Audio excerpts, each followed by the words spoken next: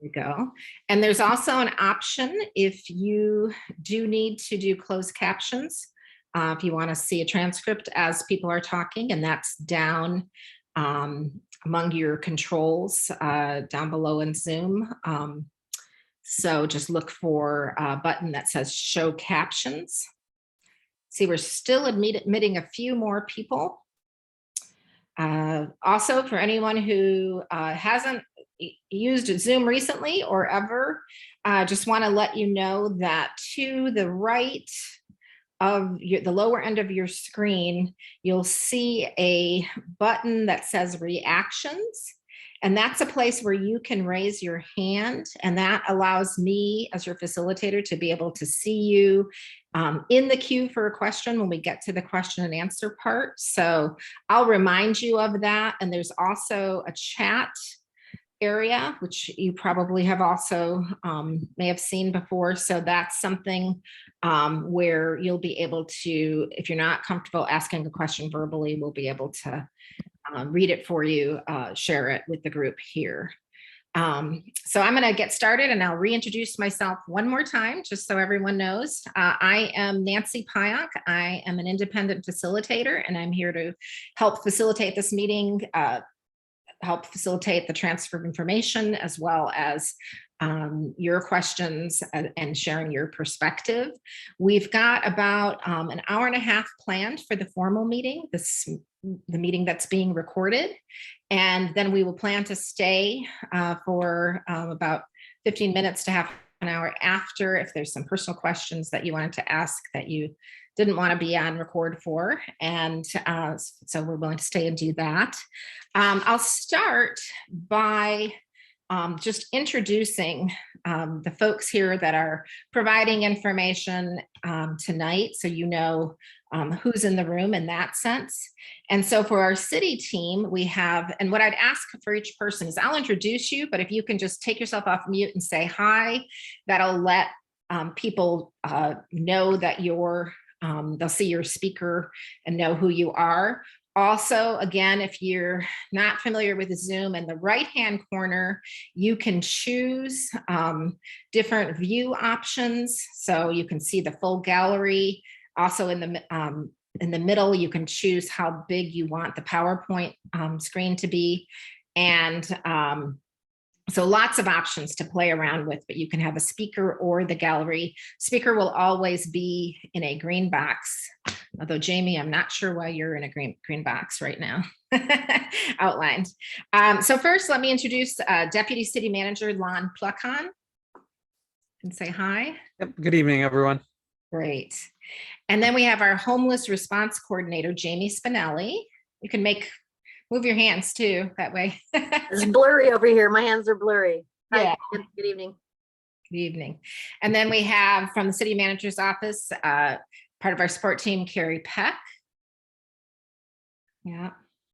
And we also have Vancouver police officer and member of the HEART team, Tyler Chavers. Good evening, everybody. There you go. And do we have anybody else from the Vancouver Police Department join us? Is that Corporal Free? Is that you there? Yeah, I'm here. Great. Welcome. And then we also have Community Engagement Manager William Cooley. Good evening, everyone. It's great to be with you. And I am not seeing Daisy, but I am seeing Anna Quintrell, who's also with the City Manager's Office. And I think that is everyone. Did I miss anybody, folks? And then also our community partners tonight from Outsiders In, we have Adam Kravitz. Good evening, everybody. And Ren Autry. Hello. All right, great. So tonight we're going to be providing some information, having you have a chance to ask questions. This is the second of 3 information sessions that have been planned around this Safe State community site. And then there's also on November 3rd, there will be a feedback session to where the city will share what we've heard from you all and how the city plans to address concerns and recommendations going forward. So lots of notices have gone out about that, but we'll remind you again and put some links in the chat, et cetera, for you. So with that, why don't we move on to Lon? If you want to share a little bit about the city's perspective and viewpoint around homelessness, introduce the group to where the city's at with all of this. And maybe William, while he's talking, we can take the PowerPoint off so folks can just see each other. Thanks, Nancy. Appreciate the chance to engage with the community around this issue again. And from the city's perspective, just for those of you that don't know me, I'm one of the city's 2 deputy city managers, but my portfolio of departments includes the city's homeless response program. And it's something that the city has been working on for several years. The plan design that we have calls for the city to set up 5 safe stay communities around the city. We've already done 2, and we're looking at the site that everybody's got questions about as a location for potentially our 3rd location. We realize that the 5 of these are not going to be adequate to address the total number of unhoused folks living in our community. The next stage, which we've got a budget proposal in to look at for next year, is to look at what we would call a bridge shelter, which could give us some more capacity at a larger location and become part of our continuum of housing. What we've really focused on with these communities is stability for the occupants, to really enable them to have an opportunity to address the issues, the underlying reasons that they may be homeless, and to really allow them a launching pad to kind of reintegrate into more permanent housing and with society. We've been very successful with the first one. We're coming up on the anniversary of the opening of 6-month anniversary of the opening of our second one. So we'll evaluate that one and see how it is doing. But by and large, we've seen very impressive results with the safe stay communities. It's not the only thing that we are doing to reach out and address the homelessness situation. For example, the city attorney's office is working on setting up a community court. We have a dedicated officer in the police department that works primarily with our HEART team and is a member of our HEART team. The budget proposal includes adding a second officer to that team to help us build additional capacity. We have a talk and trash program to address some of the visual impacts of homelessness. Not that that's the only cause for trash along the highways and trash in the right of way, but that's part of the total continuum of what we need to be able to address. So with that, I will turn it over to the rest of the team to talk about some of the details of the program and look forward to hearing what the community has to say. Great. Thank you, Lon. So as we start, one of the things that's really helpful, especially on Zoom when we're not all in the room and a lot of us don't have our videos on, is it's just helpful to know who's in the room. And so we have a little poll for you that we'd like you to do, and I'll activate that.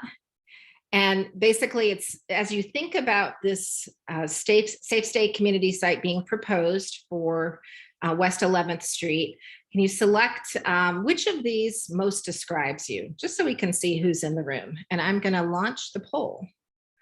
So take a minute and I'll be watching to see our participation.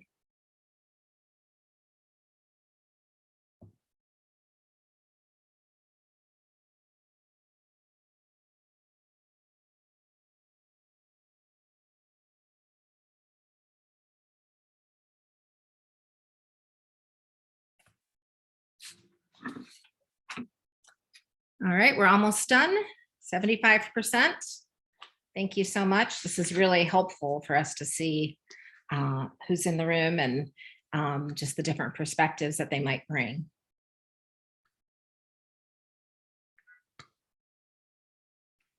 Okay. We're at 83%.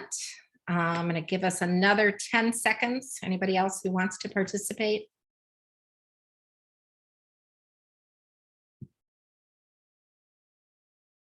Okay, There we go. I'm going to end the poll and I will show you the results. Can everybody see those results? Yeah. All right, so it looks like we have about a third of the folks here live nearby the site.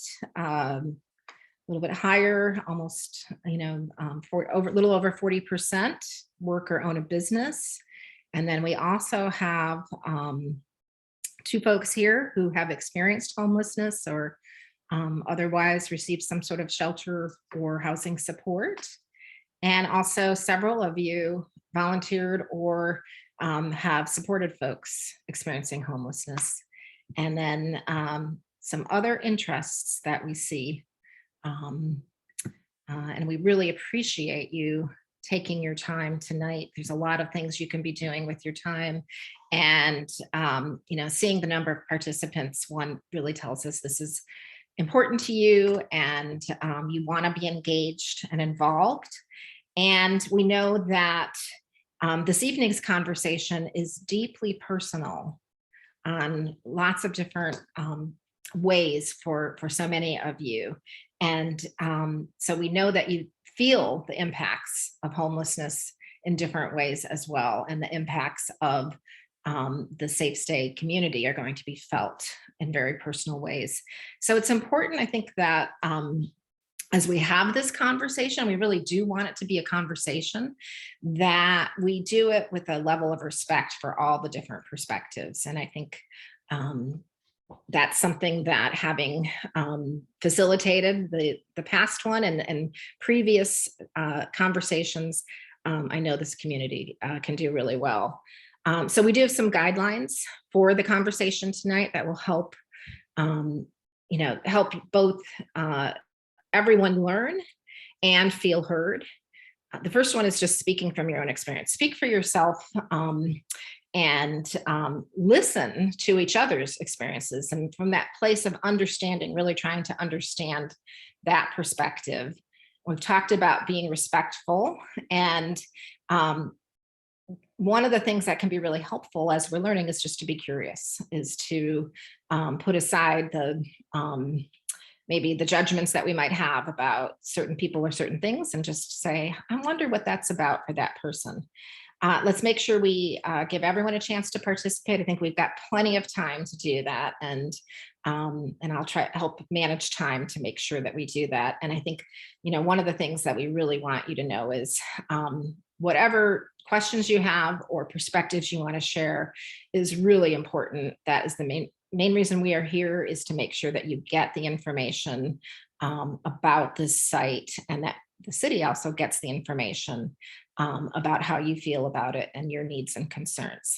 So with that, we're going to have Jamie and Adam and potentially a few others talk about the site, as well as the city's approach to homelessness. And that'll be very short. And then about 7:30, we're going to get to community questions. So with that, I'll turn it on over to you, Jamie. Thank you, Nancy. Thank you, everybody, for being here tonight.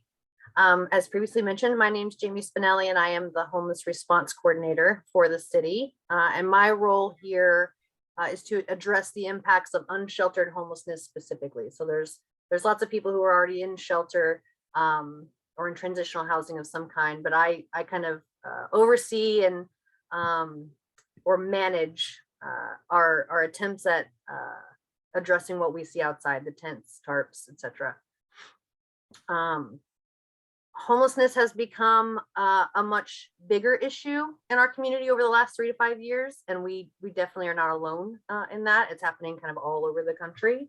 As you can see by these numbers, that the number of people living outdoors in our community is continuing to go up.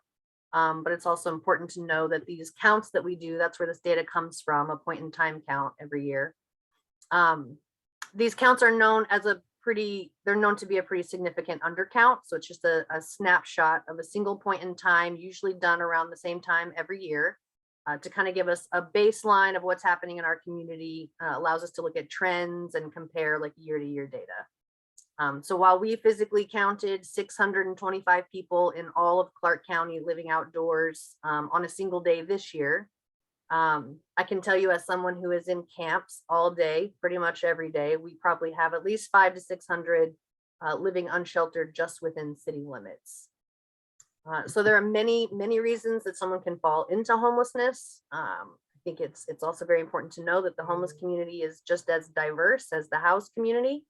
And because of that, solutions need to be diverse as well. There is no one single solution to solving homelessness. There is no one entity that will solve it. There's many different paths out. And this is just kind of a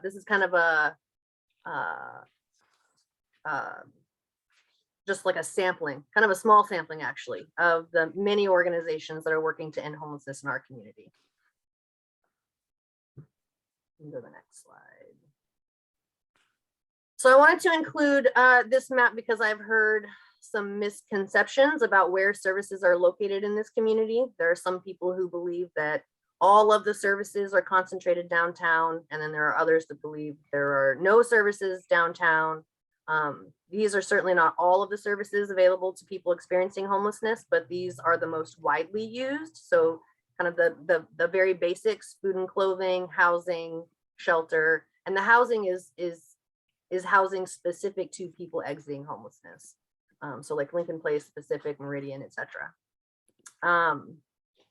And you can see that they're spread out pretty much all over the community. It did used to be true that the bulk of our services were downtown, but it's grown tremendously. The need has grown tremendously as well. The same is true for our homeless population. Years ago, it was also true that the majority of the homeless community was in the downtown area. And while we do still certainly have a large number of folks living outside downtown, we also have hundreds of people living without shelter all over our city. So because of that, the city has committed resources and a dedicated team to mitigating the impacts that outdoor living has on the community. And these are just kind of some of the things, as Lon had previously mentioned, that we're doing, with the overarching goal really being health, safety, and sanitation for everyone. Next slide, please. But we aren't really moving the needle on homelessness if all we are doing is cleaning up after people living outside, or moving them from block to block. So in addition to those other efforts, we've established what we call safe stay communities. These are small 20-unit managed supportive micro shelter communities that provide safer and more humane living conditions for folks needing and wanting to transition out of homelessness. These communities provide safe non-congregate shelter, so they have their individual shelter units for up to 40 residents at a time. Although I think we typically average like 26 to 28 at any given time at each site. Each has a nonprofit operator that provides 24/7 on-site management and stabilizing support services. And they also work to connect site residents with other outside services such as intensive case management, employment assistance, and kind of a range of healthcare services. So their role is really to support residents in addressing their unique barriers to stability and housing, with kind of that emphasis on health and wellness.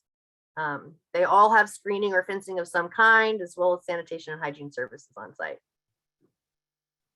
Now we can go to the next slide. There we go. So last year, our city council approved site selection criteria that staff utilizes to determine appropriate locations for these communities. They need to be within a half mile of public transit, equitably spaced around the city, and avoid high areas of economic vulnerability wherever possible.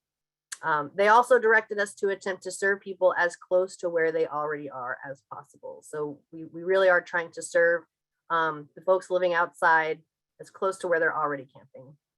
And this specific property is being proposed because it meets all of that criteria. And we have a significant number of folks living unsheltered in the downtown area that need to be served.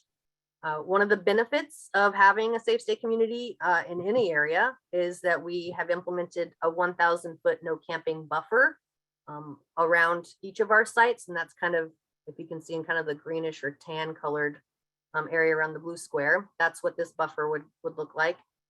And that's something that is strictly enforced by VPD as well as the city's HEART team. Because the goal of these is to reduce the impacts of homelessness for everyone, including the people living in the sites. We can go to the next slide. I know there's been some concerns about the aesthetics of the space. So I wanted to mention that we are committed to finding solutions that balance privacy and dignity for Safe Stay residents while still supporting the aesthetics and design requirements in the existing neighborhood. So we're looking into planter boxes, and just kind of a whole variety of more appealing fencing options, maybe art, etc. But we also welcome any ideas that anyone else might have to offer in that area. And so if you have ideas, please put them in the chat, or you can send them in an email to us, and we'd be happy to look at those. But these are just kind of some of the potential like kind of styles of options, not necessarily like these exact things, but styles that we could potentially look at.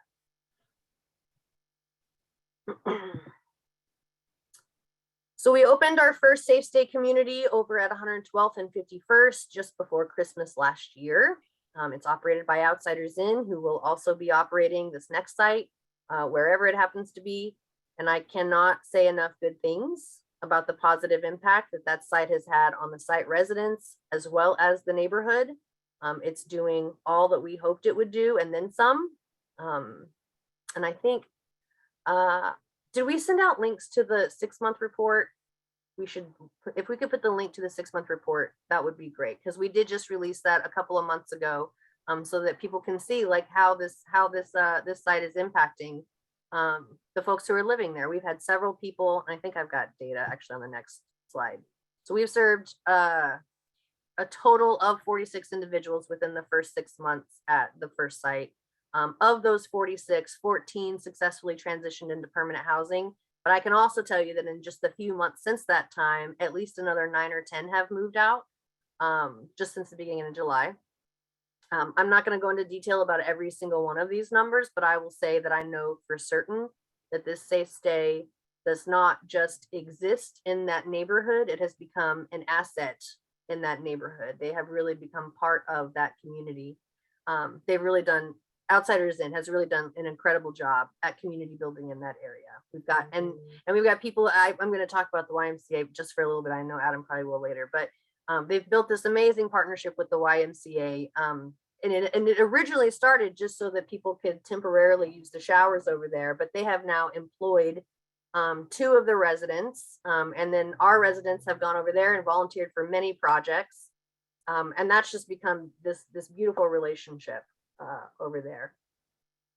So I think I anticipate this at any location they would. So this is just the inside of one of those shelter units, because a lot of people have questions about that. They're very basic. They have beds, power, heat, and a locking door. Very, very basic, but it's so very difficult to do everything needed to get out of homelessness without that kind of safety and stability. And then we couple that with support from Outsiders Inn and all of our other community partners. That last picture was a picture of some of our community partners that come to the site daily to provide support for our residents. And people here are really thriving. They're really thriving. So as previously mentioned, Outsiders Inn will be running our next site wherever it ends up being. So it will be their job to maintain and staff the site 24/7, ensure the code of conduct is adhered to, and provide stabilizing supports to residents.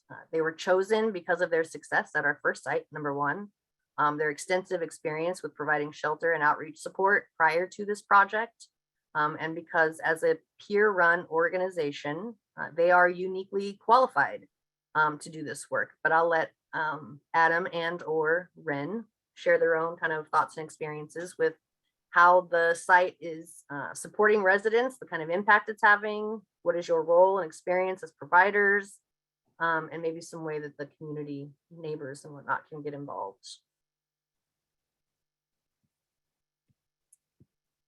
Perfect. Hi, thank you. Hi, everybody. Why are we uniquely individual, or why are we uniquely qualified to support that. I was thinking about the individual approach that Jamie talked about, and that's where we excel as peers who 100% of the folks in our organization have been through homelessness and or some of the other traumatic experiences that go with that, and or are living in some type of demonstrated recovery. We're all in recovery. That being said, all our folks are able to build trust and rapport rather quickly, and really build a sense of community. Once people realize they're in a community, they're safe, they can get stabilization work done. That's identifying barriers are pretty easy because we know pretty much all the barriers people are up against, and we know how to navigate those resources rather easily. And then we empower people to do that, and we sit beside them, and they report back, and that's when being there uh, every day to support them is paying off, and we connect them to every available resource that's out there. um, on top of that, our community meetings are the jelly that gels us together. Every week we meet as a community and we learn together. We solve problems together. We decide on what's good for the community together. That in itself builds such a sense of dignity and respect among the residents. We really have teared down the walls of there is no us or them. We, I I am just the same as any one of the folks that I serve. I spent many years homeless myself, and this is why we're here coming back to bring this to the place that I was originally homeless at, and that is, in the downtown core where the food was and where services were at. Um, the community is thriving. The community continues to thrive with people going on to success, and the reputation is out there that people know this is a place to come to get to work, to get things done, to work on what they need to work on. Oh, Adam just froze. And did you want to mention a little bit about, did I freeze? Yeah, just a little bit. Am I back now? Yeah, I think so. Well, I know we were talking about community partnerships and working on community health and really focusing, we focus on recovery from homelessness first, and then all the other things that people are up against in that recovery. Ren? Yeah, and Jamie had mentioned that partnership with the YMCA, and that's part of that health and wellness. That is part of more connections that we try to foster and continue to build. So that group of pictures where you saw all those outreach workers working together, they are from multiple community organizations in the area, and we have different health networks like a Health Connect network, and we work with other community-based workforce people who are working similar things that we're trying to connect people through and to navigate systems of care. And so trying to connect them and talk together, and we train our people, we stay connected to latest practices, and we meet monthly as a community-based workforce on regular scheduled meetings, much like the community inside the people, but the people who work, we do the same thing. And we are creating a network of people who are walking alongside folks working on stuff and working on being able to stabilize from homelessness, and then connect to housing and connect to services like doctor's appointments and mental health care, and whatever else that each individual needs. And that's what we're trying to address. And then while we're doing it, we're trying to learn how to document it better and report out. And so that way, a lot of these things I saw in the questions, people were talking about, results and seeing it. And that's what we're trying to do. We're trying to connect those people to good things and then be able to report out in better ways. And I would say one last thing. I remember that the last question was, how can the community help? And I can tell you, after our first move in, I was out there trying to communicate with as many people possible before we did move into the site that was selected. I'm going to be doing that again, no matter what site that is. I'm already invested in the Esther Shore neighborhood, the downtown area, and the other neighborhoods because I do work in that neighborhood already currently with the St. Paul's Men's Shelter. But the best way the best way is we wherever we live, we're going to be good neighbors and we want to invest in our neighborhood. And so open lines of communication. Let's build trust. Let's talk. If there's issues and it's anything that we can help with, we will. We are out there doing the work daily. And so there is no fear for us. There's only just work to be done with human beings. And some of the community already has been really supportive at our outpost number 1. We have limited services around like kitchen and food. And so our community has banded together and we have a meal train for the outpost community and also our St. Paul's shelter. And folks cook. And they've learned that, they've used those pandemic cooking skills that they have honed so well. And that's how they've really been able to get back and stay. And there's the people from the nearby Burgerville. They had brought some hamburgers, and then some of the church groups will put together that meals, and then they get to join us, and then they get to be a part of that community too and getting to know them. So some of the groups have cleanup days. I was trying to think, Good Shepherd Lutheran Church, they came out with their folks and they had a barbecue, and then they cleaned up and enjoyed the space. Our garden stuff that I know a lot of the pictures we can see the planters and the things, community members came together and helped us put together the planter boxes. And then they came out and improved them. And then the YMCA Unity Youth, they came in and helped us create a meditative space and helped us learn how this garden could become meditation and healing in our daily routines. And so many opportunities to connect intergenerationally and just in ways that if you just want to be a little bit or if you want to be a lot. It's interesting how it's come together.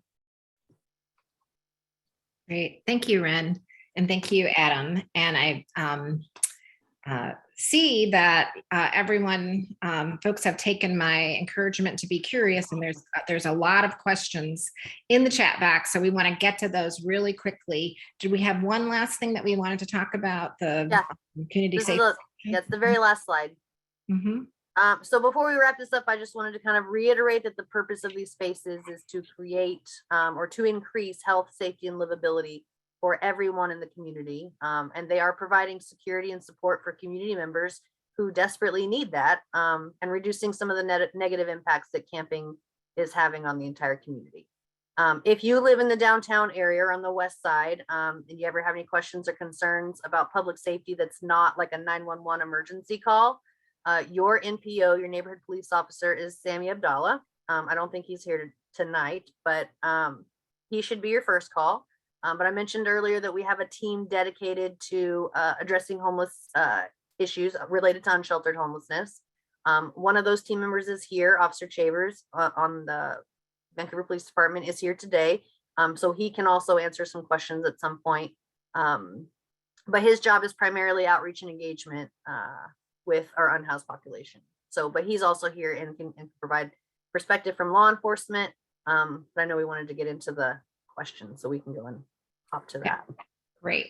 Can we take the PowerPoint off so folks can see? And again, if you want to be seeing the speaker, go to your view and you can choose speaker mode so you can see them more clearly. What I'm going to do to help with the questioning is, I know we got lots of questions in the chat, and there may be some folks that want to ask a question verbally. So if you do, go down to the reactions and raise your hand, and it'll put you in my queue. And what I'll do is go back and forth between them, try to do questions sort of, I'm scanning them. Let me tell you, I've got a whole screen just with your questions, so that we can make sure that we're kind of covering them like topics with like. And one thing I would say is, again, we have enough time to answer everyone's questions. if you have more than one question, what I'd ask is what my mother always talked about at the dinner table is don't take seconds until everyone's had a first serving. So you'll get another chance, another round. But if I don't call on you right away or ask your second question, it's because I want to make sure that I'm moving around and being fair to everybody. And if you do have a concern or a perspective that you want to share, that's welcome. What we want to do is just make sure you're mindful of your own airtime, again, so that everyone has that chance to share. So with that, want to focus first on some questions around the choice of this location. I know that's been raised as a major concern for many people. And so we'll start with this first question in the chat and direct it to you, Lon. And if you feel like somebody else needs to answer it, you can direct it over. But just a question about the decision. Has the decision already been made? What's the status of where this site is at in terms of finality? Yeah, so the decision has not formally been made about putting the site in this location. One of the commitments that we made to the community with the direction of the council was that when we identified a preliminary location that it looked like would work, that we would do community engagement, because none of us are perfect, and there might be something about any location that we don't know about that would mean it's not a great location or something that we've missed. Now, that being said, when we propose a location, we have gone through and looked at dozens of potential sites to narrow it down to locations that could work using the criteria that Jamie talked about earlier. And, one of the things that I wanted to focus on with that is that we really do try to put these in areas where there are larger concentrations of unhoused folks, because just like people who live in regular housing, people choose the neighborhoods that they want to live in. And if we're going to work on programs that are intended to alleviate homelessness, one of the things that we want to do is do ones and concentrate on those that have positive outcomes and that actually work. With Safe Stay 1, we've seen phenomenal results, and those numbers just continue to get better as we bring new residents in and have more folks that are able to really successfully exit into more permanent housing. And so, when we look at these locations, we need to make sure that they fit those criteria. And the one thing I want to say is that we absolutely have to have one in the downtown somewhere, because we have a substantial population of unhoused people, that this is the best way that we're going to be able to address it. It was very clear direction from the elected officials that there was to be no area of Vancouver that was exempt from having a safe stay community in it. That's the idea of distributing it around the community. Our service providers are distributed, the unhoused population is distributed, and we were given very clear direction that when we're setting these things up, they aren't supposed to all go into our historically disadvantaged neighborhoods or be put in industrial areas where people are cut off from and not part of the community. Anything that we do that puts up additional barriers just makes it more difficult. There's a later question, for example, about whether or not people are allowed to drink or, do other substances in these camps. There are some rules around those that Adam and Ren can talk with you about, but much like people that live in permanent housing, people have choices. If they have a job and want to buy a beer, they're allowed to do that. But the key for us is to not set up barriers for people to wanting to come in. Some of the ones that I've reviewed that have not been successful have done things like have an arbitrary deadline that says you must be in permanent housing within 6 months. But Adam and Ren and Jamie have really impressed upon me since my arrival here that for every individual person, they're at a different point in their journey. And while 3 months might be enough for one person, 6 months might be enough for another. One could take 9, or one could take a year. We have to be willing to work with them for as long as it takes to be able to help them address their issues and then navigate their way out of homelessness. Thanks, Lon. I appreciate you sharing that. There was a kind of a follow-up question around the location choice, which is around a concern around the fact that the possibility that this site might discourage people from investing or living or so how is the city thinking about that in terms of this site? Well, one of the big things is that these sites are always intended to be temporary. So they have a lifetime or a lifespan of approximately 3 years with a 1-year permit that gets renewed every year. So it gives us a chance to evaluate it. And if it's not working, then we will pull the plug on it and look for another location.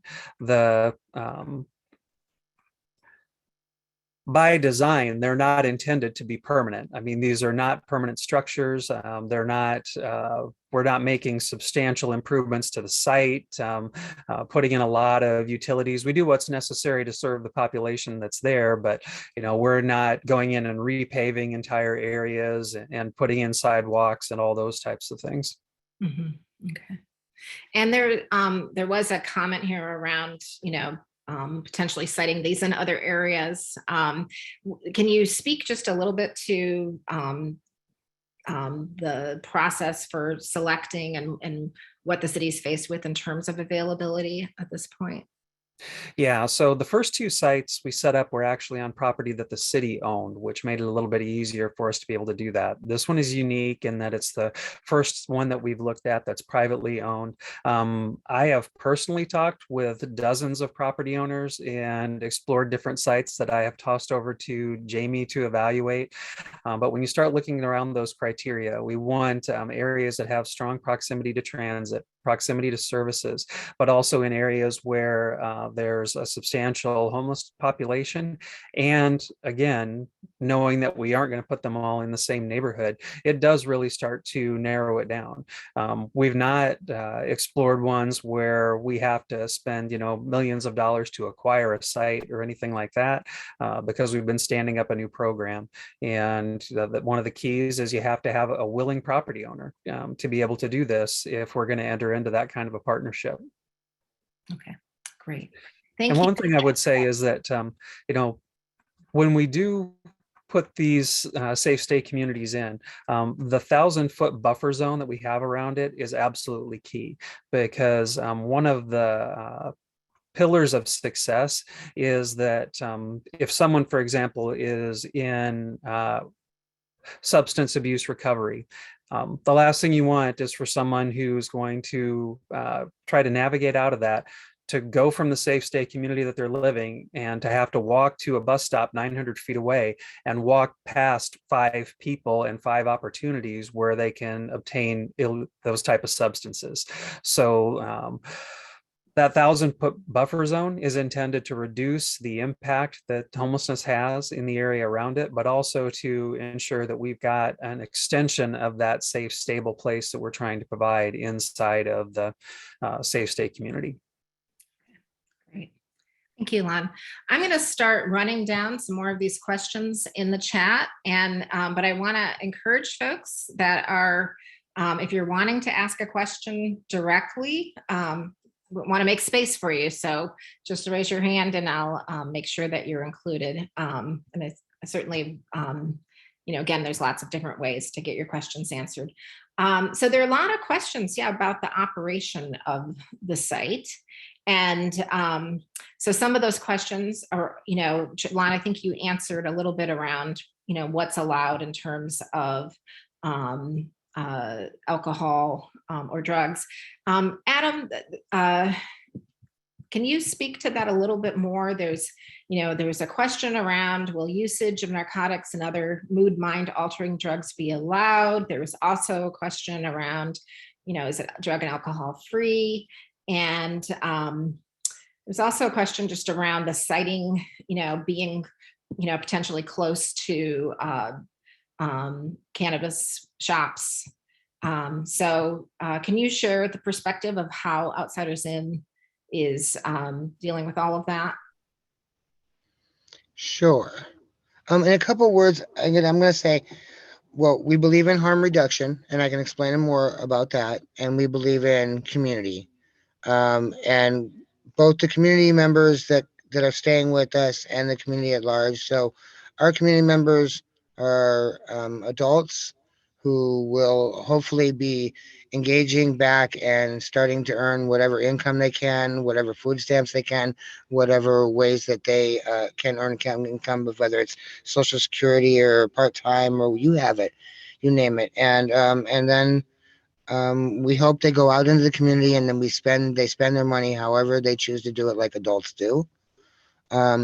We are all folks. I know there was also a question in there about will folks have a say in the management and or that, and to kind of encapsulate that, every single person that works for us is a former homeless person. And I say that in air quotes for people who can't see me because I don't like to label people anything like that. But someone who has lived without housing, someone who has struggled with housing and understands poverty, addiction, mental health recovery, those are the folks that work for us. And so we don't tolerate, we don't, when someone is going to try to, if someone is going to be using illegal drugs, we know it faster, better, and quicker than laymen do. And we are able to intercede, have conversation, and offer people choices because that's not allowed. If people do partake in marijuana or alcohol, which are legal, if they do it in excess, again, our radar, our 24-hour support, and our relationships allow us to have conversations about that. Anybody who wants to stay in active long-term addiction with us without acknowledging it is going to have a lot of uncomfortable conversations with us. And they eventually decide that it's not a good fit, or they decide that maybe there might be some choices they haven't thought of. And when it's not a good fit, they know that they can come back because that's who we are. I hope that kind of encapsulates the drug and alcohol issue. It's individualized, it's personal, it's confidential, and not the whole population that I serve at any one of my locations is affected by drugs and alcohol. In fact, it's probably only about 35% at this point because people know when they come to us that we're all about recovery already. And there's a question around the time frame that it might take for someone to stabilize, and whether or not there's any contracting that's happening between Outsiders Inn and the folks staying at the community. Well, I guess that when we talk about stabilization, we talk about like maybe two levels of stabilization. At first, there's the immediate stabilization of I no longer am in constant survival mode. I have a shelter. I have a locking door. I maybe have some people I can trust around me. I get to eat. I get to sleep. I get to call my own schedule. And we encourage that week or two of depending on how long that person has been out there, how long they've been struggling, what their story is. We encourage that bedding down, that eating, and getting to know community. So there's that part of the stabilization. Then there's a second stage where people start making goals. I guess that's that contractual part. And we do that. We are 100% about what's the barriers, what's the goals, what can we support you with, what's next for you in what you want. So it's always it's person led, and it's person centered. All the work we do with folks, and then there's maybe a third part of stabilization, and that is I'm meeting the goals. I'm ready for next steps, and I'm ready to contribute. And that's the full circle on that is we routinely hire people from our programs after they get into housing. We've literally hired people that are in one program in another program so they could get into housing. We are all about building our workforce from the folks that we are serving. So there is no difference between we would never ever say the word clients in our organization. It's always guests or residents. Great. Thank you for that. Thanks for really helping people to understand. I'm seeing in the chat, folks, some folks indicating, their understanding of that process. I'm going to give you a break for a moment. We're talking, and there's been a lot of questions around concerns around impacts with regard to crime here. So Tyler and Jeremy, this is your time. So, the first question is, just sort of related to responsibility for crimes. Maybe you can talk a little bit about the HEART program. And then there's a question around the ability to address mental health breakdowns and retail theft. So kind of, I know you can see those questions as well, but can you take it away, Tyler, and let us know how the Vancouver Police Department has been responding and will be responding in this situation? Now, first I'll apologize. I haven't kept up with all of, there's like 40. Okay, well, I'll make, if you don't address it, I'll ask it. So just start with the overview and. Yeah, and to stay on topic, there may be some questions here that would be better for a different forum, which is directly with the Vancouver Police Department regarding stats and things like that. As far as safe state communities in particular, you know, it's been my experience. I've worked here as a Vancouver police officer since 2004, coming up on 19 years. The last 7 of those have been largely spent downtown as the neighborhood police officer from 2015 through 2020. And then from 2020 until now, I've been on the HEART team as the Homeless Assistance Resource Team police officer. As Lon mentioned earlier, in the budget, there is funding for another one of me on the team. So largely, I address the constitutionality of a lot of what goes on with regards to human service when it's at the will of the government. Because whenever the government's involved, it's the Constitution that ultimately dictates the kind of behavior that we have, whether it's police or otherwise. So with regards to homelessness in particular, there's, in my mind, kind of 2 brands, and that's the unmanaged, unsanctioned. It's just the folks that we see that are unsheltered outside in our community. And whether we like it or not, I think everybody agrees that what we would like to see is those folks not, you know, living on the street. So back into shelter or housing. As mentioned earlier, that means some specific programming for individuals because everybody's needs are different. It's like going and seeing doctors. I don't go to the same doctor for every one of my medical needs. I see a specialist when I need to. So the safe stays actually provide something that is truly missing in the community, which is kind of a rapid way to rehouse people from the street in a stable environment, which Outsiders In, you know, provider has talked about some of the methodology and staffing. My experience with that, aside from all the rhetoric, so to speak, is that prior to having a place for people to stay indoors and stabilize off the street in a supportive environment, folks are constantly in survival mode.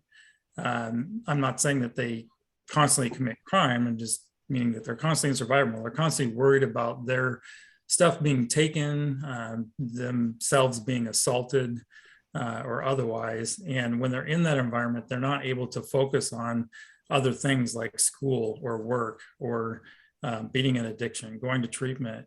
The safe stays provide that. And we have, you know, kind of proof in the pudding after almost a year of having them open and seeing that happen.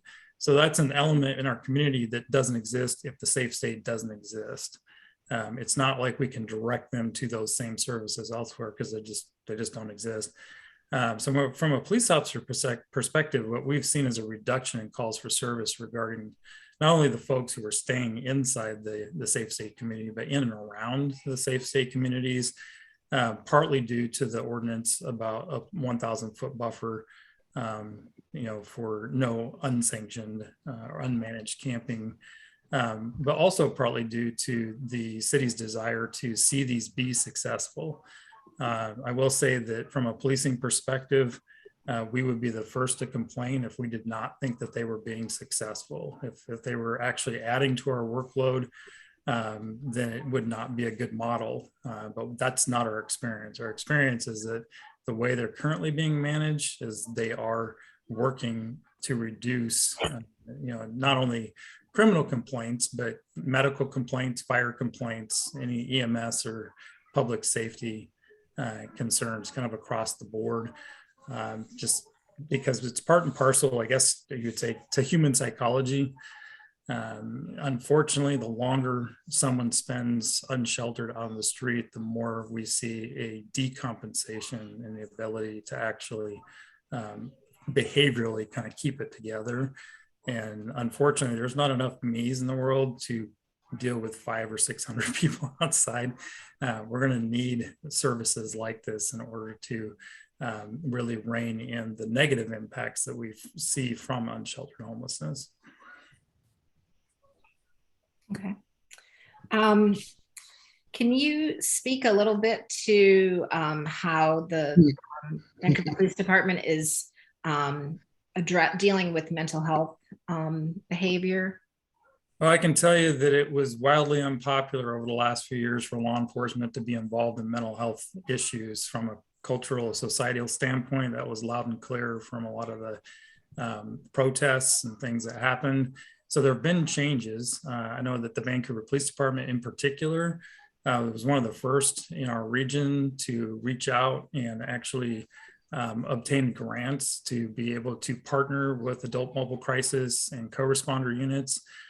Since then, other agencies in our community like Columbia River Mental Health, Beacon, Recovery Cafe, Recovery Navigators, there's been funding to create teams that specialize in stabilizing folks where they're at in the community, rather than waiting for them to be in acute crisis, police to show up, restrain them, put them in an ambulance, send them to a hospital.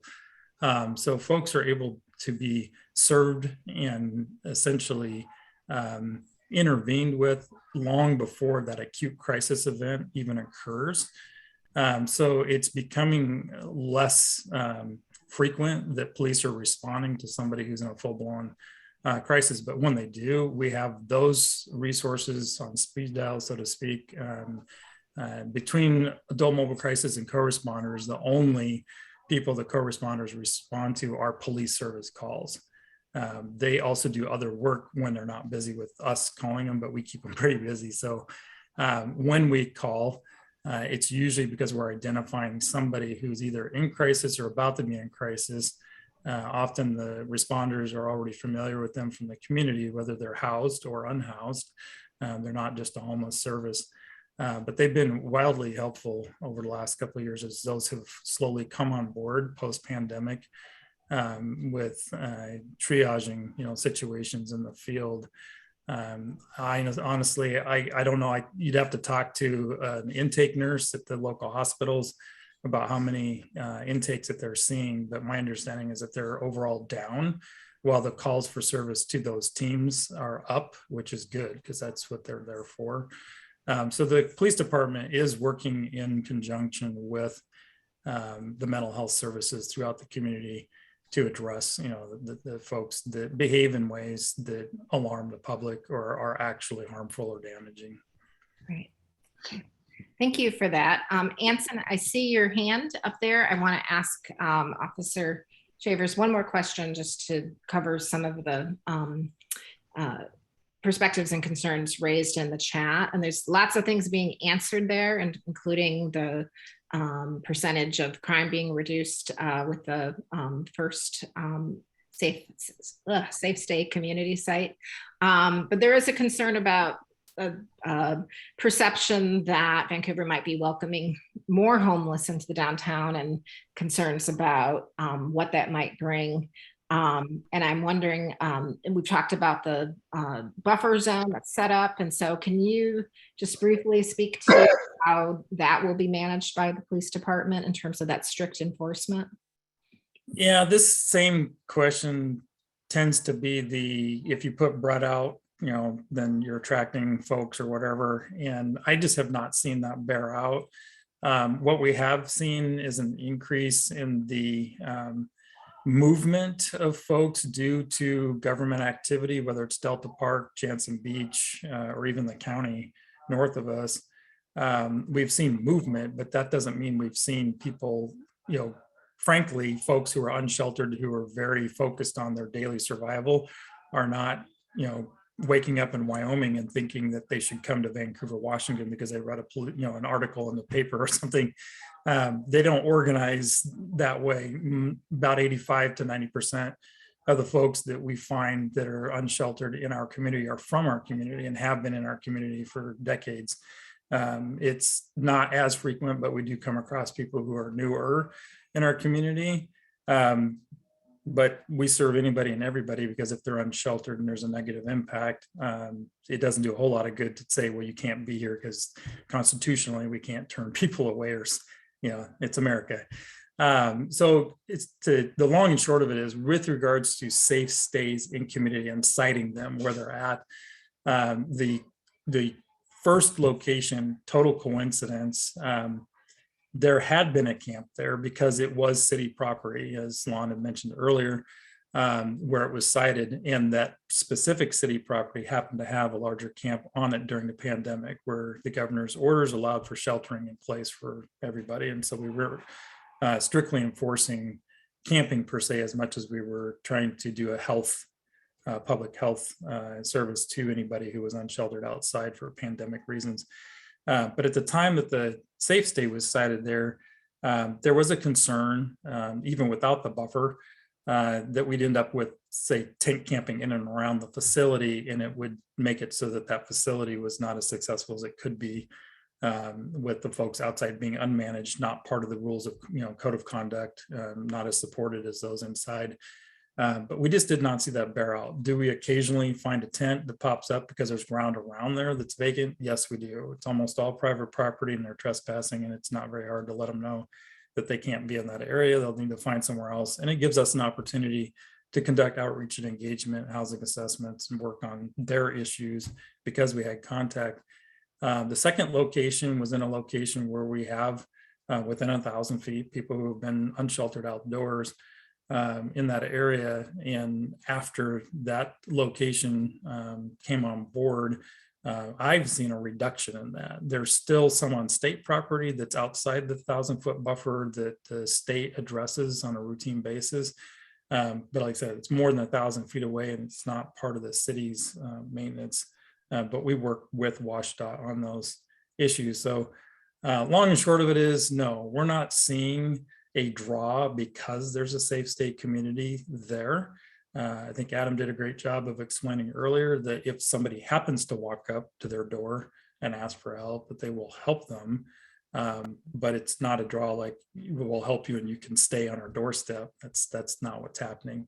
So with the strict enforcement of the 1,000-foot buffer, if there's a complaint that they find, somebody's car camping, somebody's in a tent, even if they're on public property, if they're within that 1,000-foot buffer, then it gives us an opportunity to contact them, go through the outreach engagement process with them, and explain that they can't stay in that area, and then direct them to, somewhere outside that area to stay. I've never seen anybody go to 1,001 feet and then plop down because we told them they couldn't be within 1,000 feet. That's not how people organize their life or their thoughts when they're on the street. They're really truly looking for a place where they feel safe, where they can go, and while they're working on their stuff, to get back into shelter housing. Okay. Thank you so much for kind of that overview and perspective. Anson, thank you so much for your patience. Go ahead and ask your question. Okay. Hi there. I'm not actually Anson. That's my son, his Zoom call thing. So I have a building that is within 500 feet of the proposed site, and I hear a lot of positive impacts, but I'm wondering what kind of, outreach is done to the businesses and the homeowners that are nearby, and what are their feelings about it? Because I hear what, you guys are saying, but like, what are the homeowners and business people saying about the success of it? Who would like to take that?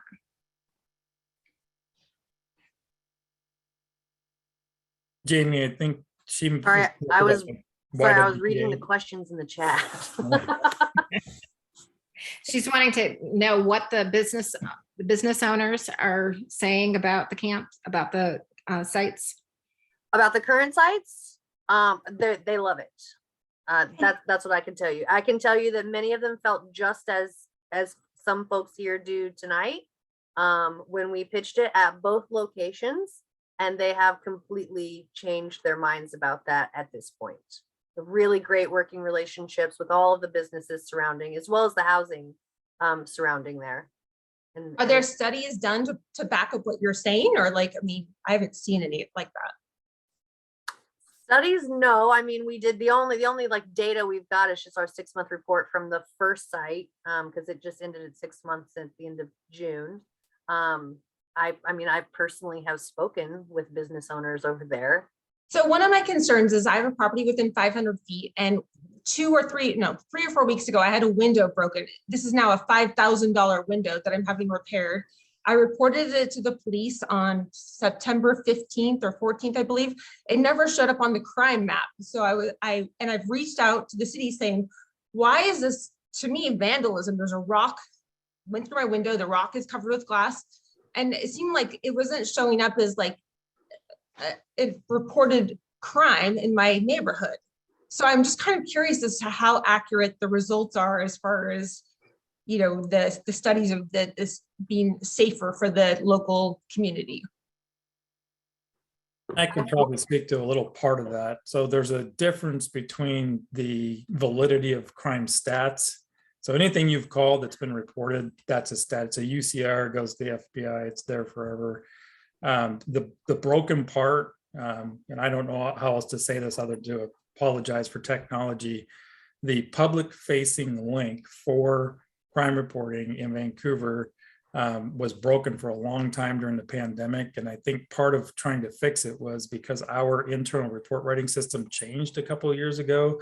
And when that interface changed, it changed the way that the patches, and I don't know all the technology, but the patches between when a citizen makes a report, there's a delay until that report is approved by a sergeant and accepted into our record system and is finished. Then it would pop up on a public facing map as a little pin that shows like a bandit for burglary or robbery, or a little $sign for a theft, or whatever they were.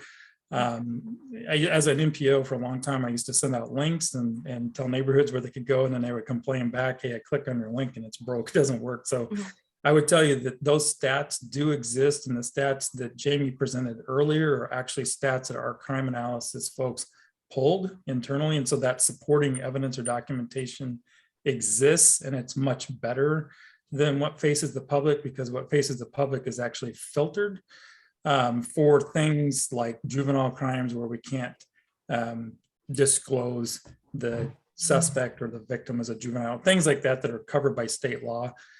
So I always encourage citizens, if you truly want to know about the crime stats regarding a specific incident or a specific area or whatever, you're welcome to reach out to our department and ask for that, because they're going to ask you what time frame are you looking at, you know, a day, a week, a month, a year, and be able to give you what you're looking for. I can tell you that 2 weeks ago, I reached out to the staff department for the police records. And I said, you know, because if you guys go on, you say, well, from this time of this year compared to the previous year, you know, crime went down 30% or whatever number they came up with. And I said, well, I'd like to see the stats for the 2 years prior to that. And they said, well, those don't exist. I mean, I have like 5 or 6 emails back and forth asking for this data, and they refuse to like release it. They say it doesn't even exist. I'm not sure. All I could do is direct you to the crime analysis folks rather than police records with regards to your requests, and see if that would help. But if in the government under public disclosure, if the record doesn't exist, we can't produce it, you know, under the public records. But 2 years, we would definitely have 2 years data. I think it's 7 or more years back for most things that begin to drop off. So yeah, my best experience is to tell you that records has their rules, but records is actually different than our crime analysis employees. And there's 3 of them that crunch the data for our department. Is there someone that, since she might be able to, a name that you can think of that she might be able to ask that question directly to? I think our Sergeant Graff, Graaff, so 2 A's and 2 F's, there's only one. Sergeant Joe Graff is the sergeant over the civilian employees who are the 3 crime analysis folks. So if you were to, Joe, period Graff at cityofvancouver.us would be the email. Great, thank you. I thought I saw another hand up. Yeah, Brody.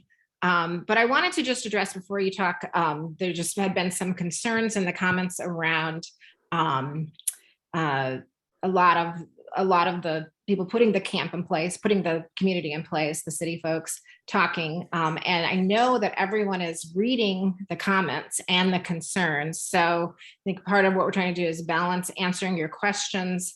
There's also people paying attention and taking note of all the concerns that are being raised in the chat. So if there is something, very specific that you want to raise and have the people that are attending this meeting here, please raise your hand and we'll make sure that you have time to share your perspective. Go ahead, Brody. Hi, sorry, my room's a mess. That's why my camera's not on. But I do want to say, like, I think kind of to the crime point, something that has been in my head is that I think most people, if I were going to commit a crime, I would rather not do that to my neighbors who have my home address and know where I live. And so I think it makes sense that when more people in our community have a home address, I'm assuming most people who are going to be in these camps don't have that intent anyway, but even let's say if you did, you probably don't want to do it where people know your name and your face. And so I really think that kind of argument that this is going to be a crime magnet doesn't really make sense to me, because in some senses, I think there's a lot more accountability when you have that stability of location. So I think this is a great program. It's just kind of an idea I want to get out there, but I'd love to hear more from our officers too, if they have any comments alongside that point. Nancy, if I could, there's some things that I want to address that have shown up in the chat that I would say are fairly common misconceptions around the homeless population. I think particularly when it comes to things like the generalized rise in crime, Chief Morey has been very diligent in pointing out that the rise in property crime and theft is something that's happening everywhere across the nation, even places that do not have significant homeless presence. And so I think in our area, many times people associate the two, but there's not necessarily a connection. For example, the city, one of the other hats that I wear is the city's public works director, and our East Side operations campus was broken into. People were stealing equipment and catalytic converters. I can guarantee you that our unhoused population is not showing up at a location like that with cordless sawzalls and wheelbarrows to carry out items that they then need to put on public transit to somehow get to somewhere where they can actually sell it.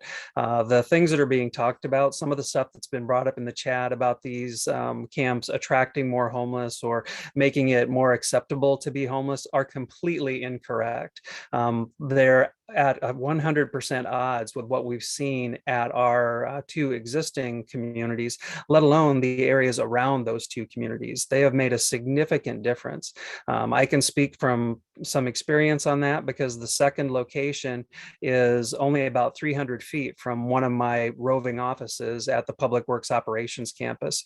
And a lot of the concerns being brought up here tonight were brought up by the staff there when that site was originally proposed. It's actually made the area safer because we now have 24/7 people on site. We have security, we have monitoring. We've seen a reduction in the incidents in the city facilities and with employees' vehicles. So it's had a positive impact on the area coming in. It's just, I feel for the folks on here. I mean, it's clear that some of them are processing some very personal trauma that they've experienced with homeless in the past. But I think for the city's standpoint, we want to make sure that we're leading with empathy and understanding. And this is not intended to be entirely a law enforcement response. The fact of the matter is that we can't keep addressing homelessness the same way we have for the last 20 years and expect different results. This is a new approach for us. We're looking at addressing the root cause of why people are homeless, rather than just depending on the police officers and firefighters to be able to deal with them in the streets, have them go off to jail for 2 or 3 days and then come right back out. We're actually giving people a real chance to turn their lives around and better themselves and reintegrate with society. And so far, it has been far more effective than any of the other approaches we've ever tried. Thank you.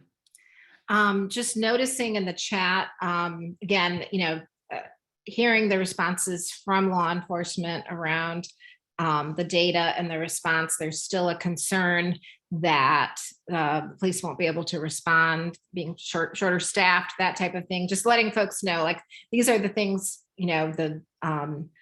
my understanding is like the city folks will be looking and reading and reviewing this chat and responding. Also just a concern about making sure there's accurate data. Obviously if there's not confidence there, then there's not confidence that people are going to feel safe.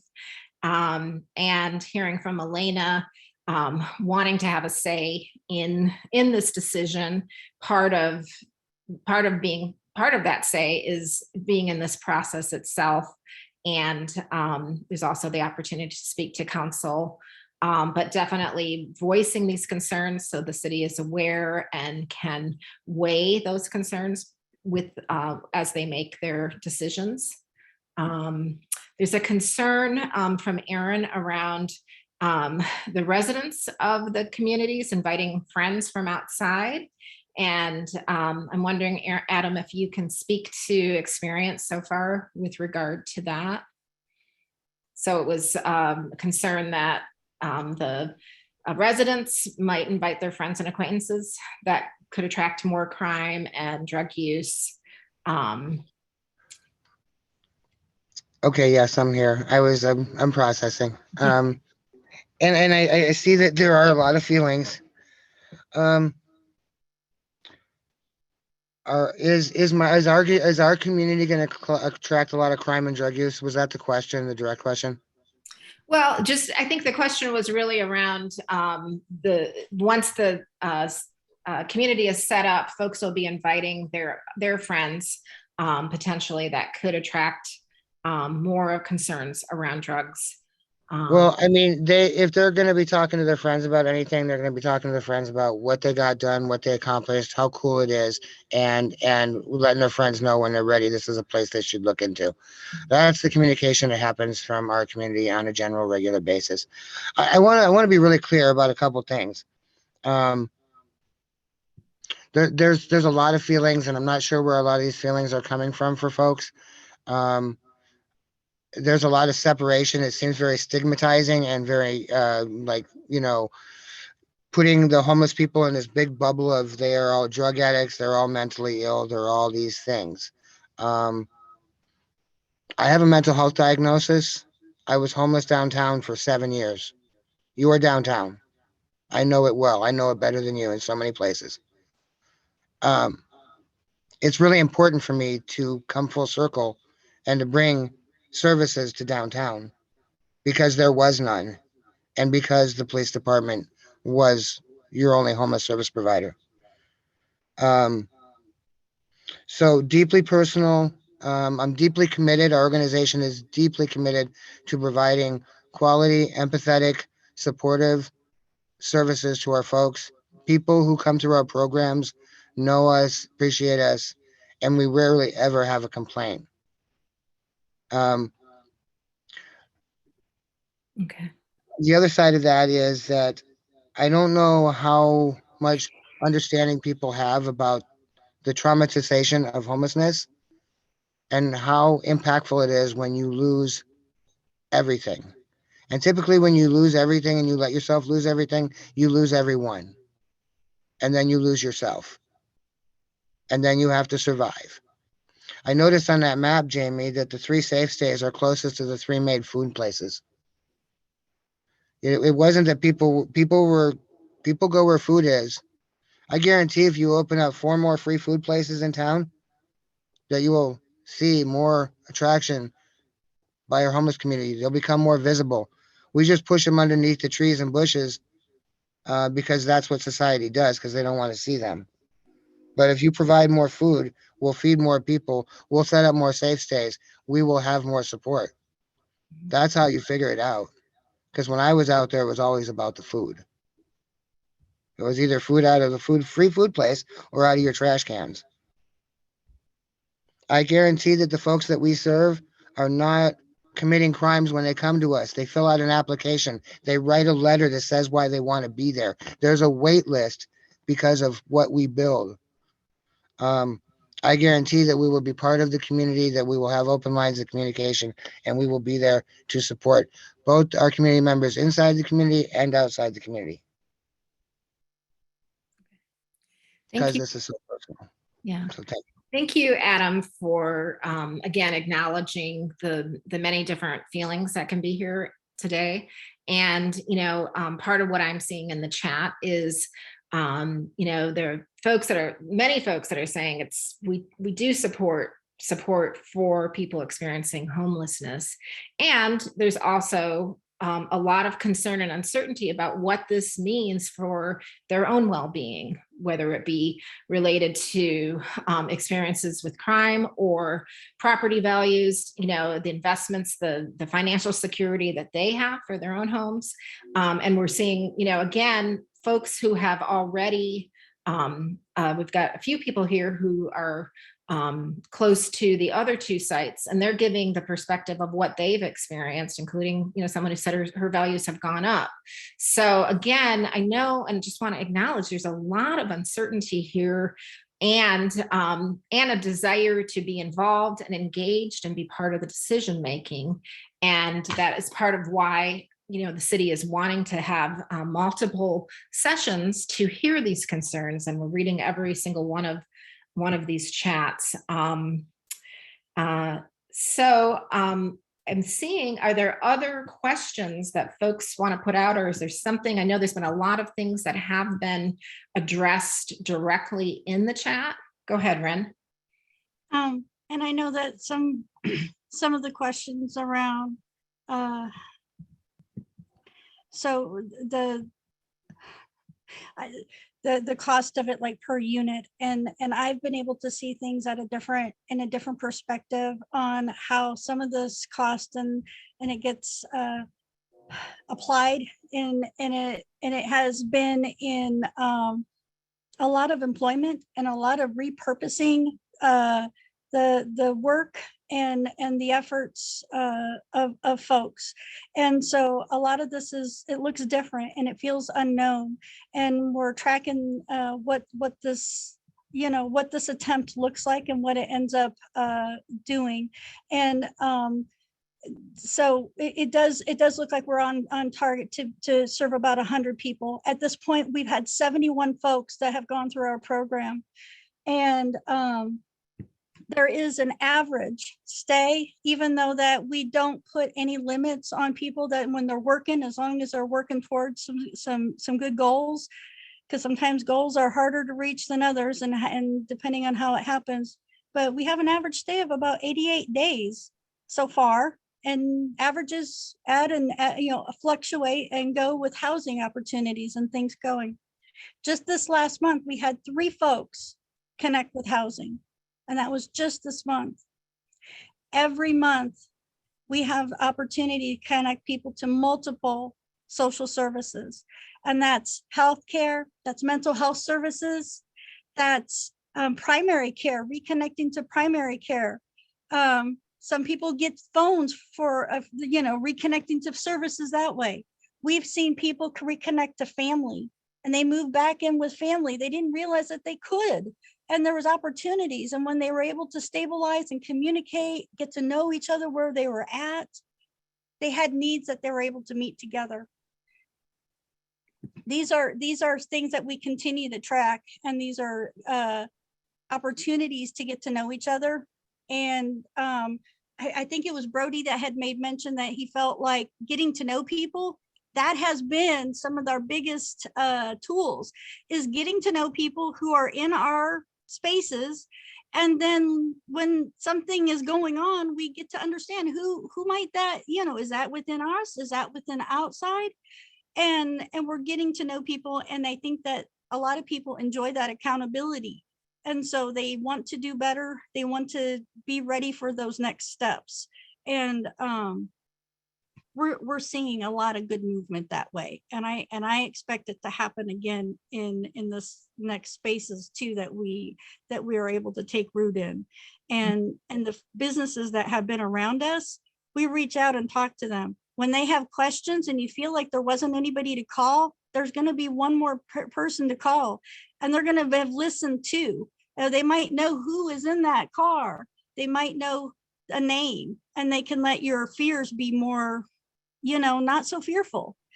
And then we get to learn about things together and address them together. And I think that that's some of the benefit of this, is that we, some of the fears that people have of other people and other spaces, we get to know more about them and be able to maybe just be proactive in understanding instead of just being fearful of each other. Thank you, Ren. So we're just about ready to close. I see Brody has a hand up. So go ahead, Brody. Okay, sorry for asking another, but I didn't see anyone in front of me. So this is just a kind of a logistical question. So as we kind of talk about providing a space, and my apologies, I missed this. Is there a mailing address or phone kind of associated with I'm seeing a nod just because I'm thinking, as this is a great opportunity for folks to maybe make contacts with potential employers or services or something, and it'd be hard to do that if they can't be reached. So I'm just curious in terms of like email, phone, kind of those basic communications a lot of us take for granted, if that is going to be offered to the residents, and how so. I'm seeing Jamie some head nods. Yes. So each of these sites has a street address which people can use as their resident address on applications or whatever it is they need to use it for. Outsiders In is contracted by the city to operate mail service for anyone within this community that doesn't have an address that needs mail. And then they do also assist residents with getting their own phone access. They do have phones on site. Every site has its own number. And then just kind of as an aside, there is a toolkit that we pass out to all the neighborhood associations that we cite these in, that have the phone numbers, all the important contacts for the site, for the directors of the programs, for the Heart team. So it's got my info and Officer Shavers. And then just kind of some helpful things. Here's who to call for this kind of a thing. And then they also help them set up like email addresses and all that stuff. So it really is, it's kind of this full like wraparound, trying to reconnect and re-engage folks with the community at large and all of the supports and services that are available to them, to really kind of like pull them back into the community, right? Nancy, one thing I think that we might have missed when we were talking about this was giving a little more context about some of the things for why we've seen such an uptick in an unhoused population. So COVID certainly had an impact, but one of the things that dramatically changed how communities respond to homelessness situations was a federal appeals court case called Martin v. Boise that basically held that communities, the mere act of being unhoused is not in and of itself a crime. And so a city cannot, for example, just make it illegal to have an outside habitat anywhere throughout the community. You can't make camping illegal. You don't have that option. And the city of Vancouver is working on the safe stay communities really as a way to be able to help people transition to permanent housing. One of the core issues, though, is that we do not have enough permanent housing. Nationally, if rent goes up $100, that correlates to about a 9% increase in homelessness. And that's true in our area as well. As rents have risen, there's been substantial pressure on people to move out. And who simply can't afford housing anymore. And so we've had a lot of work done to study and get our mind wrapped around just how many units short we are. And we know we're at least 5,000 units short across the spectrum for housing units here. So the safe state communities, one of the reasons that they are temporary and shorter term is to allow us to work with our partners like the Vancouver Housing Authority and work with private sector partners to develop more affordable housing options throughout the community. But some of the things that we have to do that people don't intuitively understand are that just building affordable housing alone won't solve the problem because we're short on housing at all levels. And what that causes is that people who can afford the top tier of housing, if it's not available, will move to the next one. And then that displaces folks who can afford that tier of housing, and they continue to move down market. And again, similar to what we know our shortages, there's about 5,000 people that are being pushed out of the market simply because people who have more money and more capability to pay are able to move into those units faster. So it's a multi-pronged approach to being able to address the program. But what we're trying to do right now is to address the most immediate symptoms while working on a long-term strategy that can bring our housing market back into balance. Thank you for that, Lon. So we are going to have to close out the formal portion of this meeting right now, but I do want to thank everyone. And there'll be a chance if you want to stay after to ask some questions. We'll be stopping the recording. And so it's a chance to talk more directly to folks that are here. I want to appreciate everyone that's here and the very active chat that we've had. There's a lot of information both being provided and questions being asked.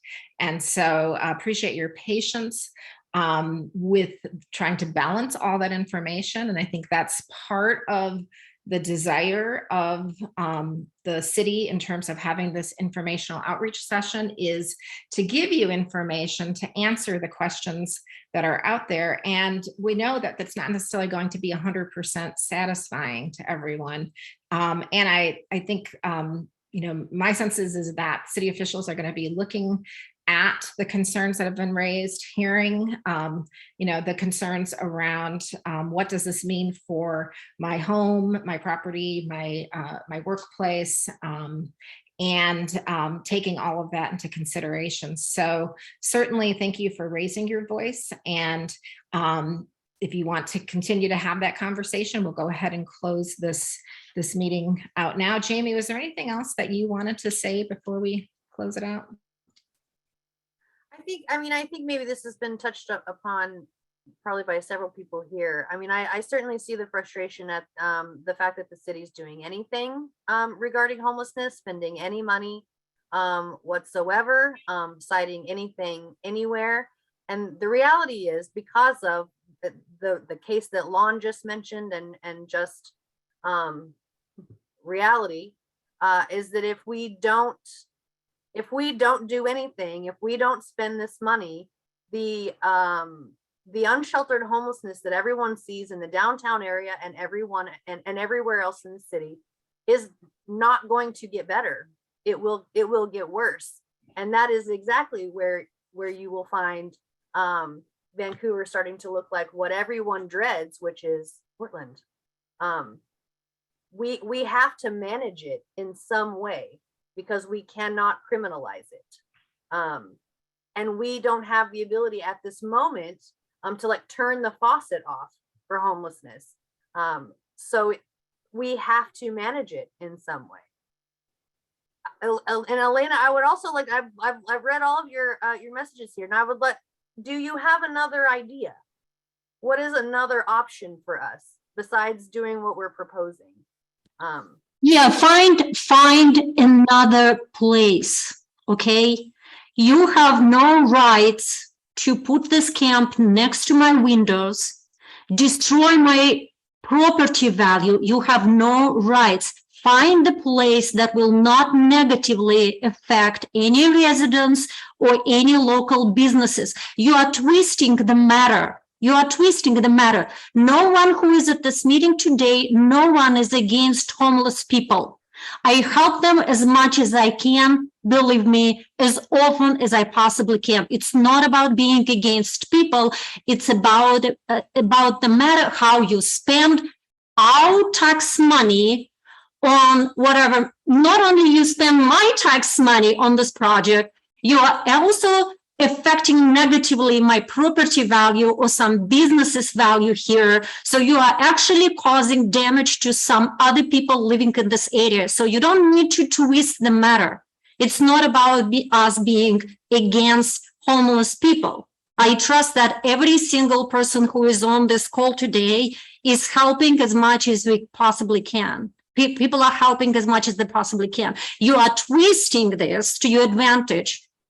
And that what drives people crazy. You did not ask residents for our opinion. You did not ask businesses for our opinion. You are just exactly, Aaron is absolutely correct. You are just doing this sales presentation, talking about some statistics. You don't have any data on how much it cost. You don't have any data on criminal activities. You don't have any data. You answered pretty much like no, you provided no specific answers. Elena, I answered the It's about- questions and related to the Yeah, and I'm finances. done with my comment. It's just a hypocritical, absolutely hypocritical meeting. That's my opinion, and I believe we will have a lot of people sharing my opinion as well. What, Elena, I answered the cost-related questions in the chat, but you're asking questions that to really get to that level of detail, we would need to have access to the financial systems. Well, that would be, maybe it's a good idea to, if you've done already 2 camps like this, maybe it's a good idea to know how much money you're wasting. I would point out a couple of things. For a community to only respond to homelessness using emergency services, you're going to spend about $55,000 per year per homeless individual if you're completely dependent on police and fire to manage your homelessness. Okay, 55,000 per year. That's not like the average, the median income. I don't know about Vancouver, but the median income in Portland is like 29 or 39,000 or something.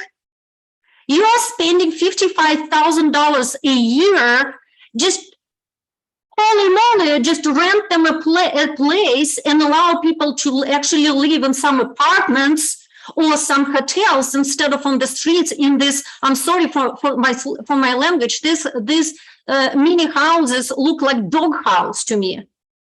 And you are saying to me that with all this, you are wasting $55,000 a year per person? That is not what I said.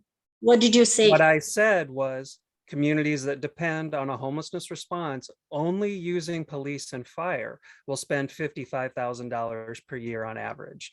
Our costs here are comparable to that, but they're going down because the stranded costs of setting up the encampment, as we continue to move more people through them and as more people are successfully moving out of homelessness, our cost per person served actually goes down. And the cost of having one of these set up, one unit, if that single unit serves 5 people throughout the course of the year, is still far less expensive than doing it the way that we have done in the past, which is to put them in jail.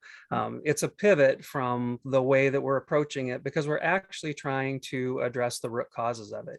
And the reality of it is, as Jamie said, if we don't put a safe stay in the downtown, people that are unhoused there have a right to stay there. So if you wanted addressed, a lot of the things that people are talking about, the negative impacts that you've seen are associated with unsanctioned homelessness or unaddressed homelessness. So what we're trying to do as a community is to improve those conditions throughout the neighborhood, because the idea that we can simply pick people up and move them somewhere else in the community and be successful, I'm sorry, it's ludicrous. People choose the neighborhood that they're going to live in. They have contacts, they have friends. As Officer Shaver said, the overwhelming majority of unhoused population in Vancouver has connections to Vancouver, either family or friends, or they came here for a job and lost the job. Whatever the circumstances are that led to them being unhoused, they have ties to this community. And when we look at wanting to do a program that's successful, you have to reintegrate people in that community. The idea that we can just set up a safe stay anywhere and put it in the middle of an industrial location with no services, no access to jobs, no community support is a recipe for failure. I mean, it would be no different than just standing up a FEMA camp somewhere and shuttling people off. One, that's a terribly inhumane solution, but it would not succeed. And what we've done so far has proven to be successful. I'm sorry that you have opinions that don't necessarily agree with that, but our data and the statistics that we are talking about show that they work. And so that's why we're continuing to pursue these around the community.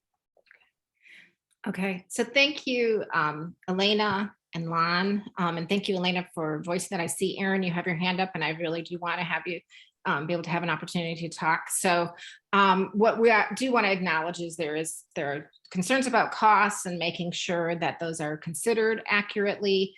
And again, you know, we can't underscore enough that there are many community members who are concerned about where this is sited. I think the city folks are hearing you on that. And part of what I hear also is just a feeling of frustration of not being able to have much control over this, or feeling of lack of control over it. And so I hope that you'll continue to speak up and share your concerns. Aaron, go ahead, and you'll be our last one before we close this out. Thank you for answering my hand raising. I'm downtown right now, actually. I spend money downtown every day. I've lived in Vancouver for over 27 years. I met my wife in high school back when we were 19. I'm now 37 years old. I'm a proud member of the community. I own 2 rental properties downtown. I have a business as well that I do downtown. And I also work from home downtown. Pretty much I love Vancouver. I don't go to Portland because of the rampant homelessness, criminal activity, and so forth. I don't feel safe downtown as it is. Honestly, I'm standing outside right now. I have mace in my pocket. On a normal walk, I actually carry a concealed weapon on me. I have a legal right to do that, and I exercise it. I do appreciate the outreach of a lot of our city council in the direction that we have been going. I vote, and I take it very seriously. I follow a lot of community pages.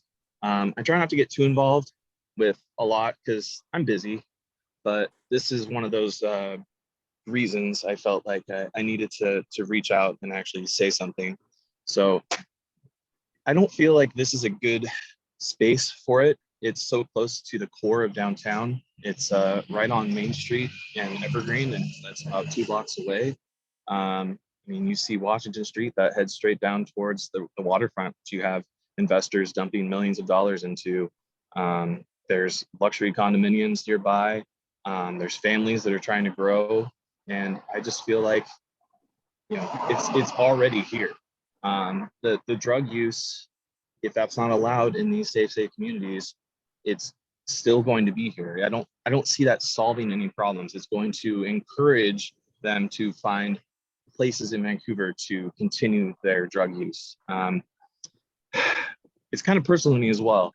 I have a stepsister that got hooked on heroin and ended up, basically getting arrested for distributing heroin. Didn't really want to mention that in the chat, but she's no longer a part of our family. This is, it's hard to watch because I make enough money now to be able to support these people, and we donate money to many different causes. But it wasn't always that easy. I've never been, I was never well off growing up, but now I am.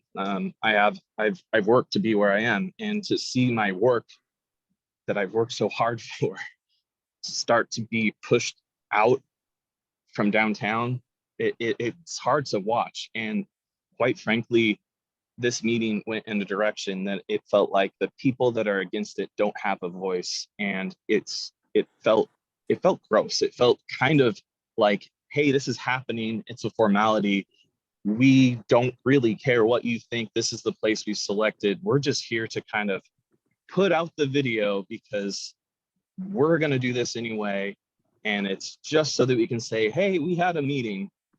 There's no voting on this. This is a lot of money.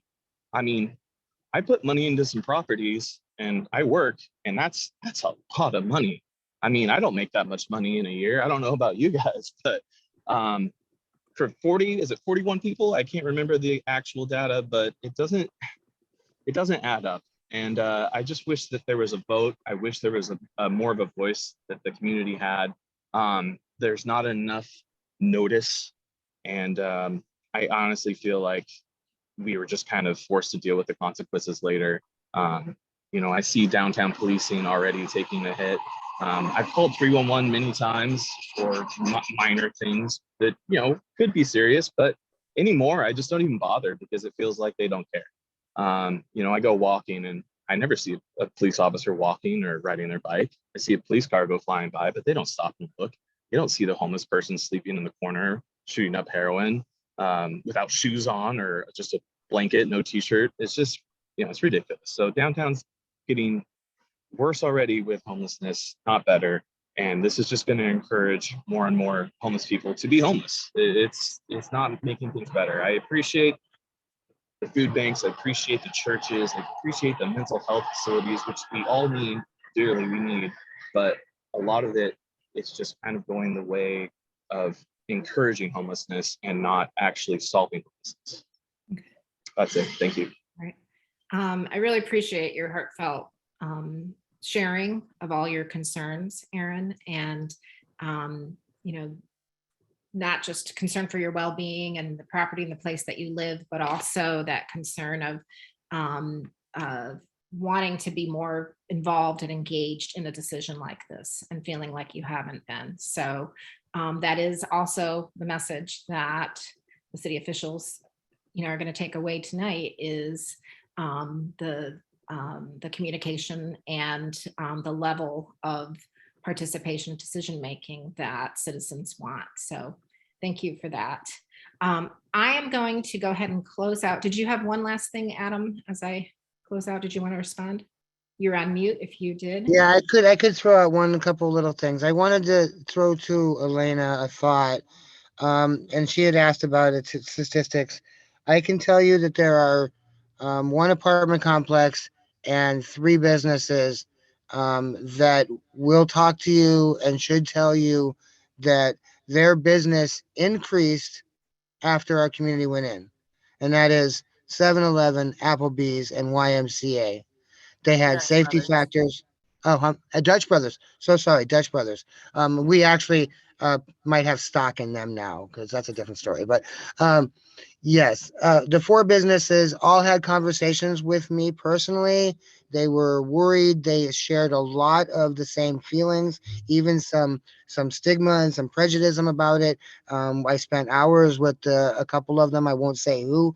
And but in the end, after I've gone back after 3 months, and I went back with 2 of them about 2 weeks ago, knowing I was going to be doing this kind of conversations, and all of them are so grateful. They regularly serve our guests at Applebee's, at 7-Elevens, and the Dutch Brothers, and the YMCA has memberships for all our guests.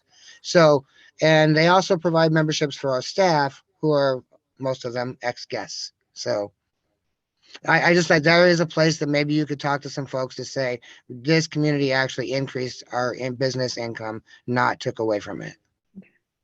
And I also know that Jamie and Adam and Ren have been available to talk to business owners and residents in greater detail. So I'd encourage you to